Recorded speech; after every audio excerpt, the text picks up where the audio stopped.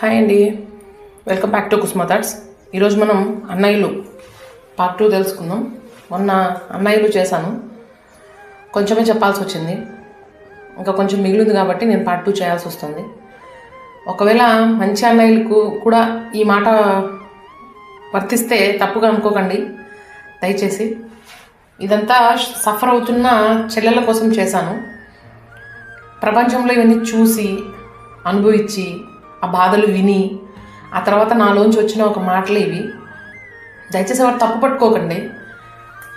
ఎవరికైనా తగిలినా ప్లీజ్ వీలైతే కొంచెం ఇంట్లో చెప్పుకొనైనా మారండి, మంచిది, అంతే. ఇంతకన్నా నేనేం చెప్పలేను. ఇంకా కొంతమంది అన్నయ్యలు చూసుకుంటే వాళ్ళకి కష్టం వచ్చినప్పుడు చెల్లెలే కనిపిస్తుంది, చెల్లెలు మొగుడే కనిపిస్తాడు. క్లియర్ చేసుకుంటారు, అన్ని ప్రాబ్లమ్స్ సాల్వ్ చేసుకుంటారు.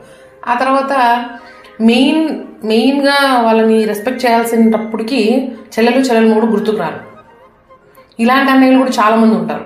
అంటే అవసరానికి వాడుకునే రకం, అవసరానికి మాత్రమే మేము పనికి వస్తాం, మిగతా టైంలో వాడికి పనికి రాము అని ఎంతమంది బాధపడుతున్నారు తెలుసా. అలా చేసినప్పుడు ఇంట్లో ఆ అమ్మాయి వాళ్ళ భర్త ఆ అమ్మాయిని ఎలా చూస్తాడు అని అన్న ఒకే ఒక చిన్న ఇది కూడా లేకుండా వాళ్ళు అలాంటి వరకు వాడుకొని ఆ చెల్లెల్ని పక్కన పెడతారే.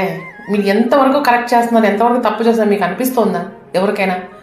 ఇది కేవలం చెల్లెల దగ్గర నుంచి బావ దగ్గర నుంచి మంచి మాటలు చెప్పి డబ్బు తీసుకొని వాళ్ళని పట్టించుకొని వాళ్ళకు మాత్రమే చెప్తున్నా. లేరు అని అంటే మాత్రం నేను అస్సలు ఒప్పుకోను. పోలినంతమంది ఉన్నారు కానీ బయట చెప్పుకోవట్లేదు, అంతే. వాళ్ళ గొంతులన్నీ కలిసి నేను ముందుండి మాట్లాడుతున్నాను అనుకోండి, ఆడవాళ్ళందరూ గొంతు కలిపి నేనే మాట్లాడుతున్నాను అనుకోండి, నేను కూడా చెల్లెలతోనే సమానం.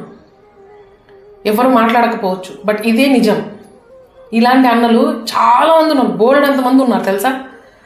అవసరానికి వాడుకోవడానికి ఆ అమ్మాయి ఏమైనా టిష్యూ పేపర్ అనుకుంటున్నారా? మీతో పాటు పుట్టి పెరిగిందని మీకు తెలీదా? అసలు ఎంతమంది ఆలోచిస్తున్నారు అలాగా? ప్రాణంగా చూసుకునే వాళ్ళు కొంతమంది ఉంటే ప్రాణం తీసే మాటలు కొంతమంది అంటున్నారు, ప్రాణం తీసేలాగా బిహేవ్ చేస్తున్నారు కొంతమంది. ఇంట్లో వాళ్ళు ఎన్ని మాటలు పడుతున్నారు ఎవరికి తెలుసండి.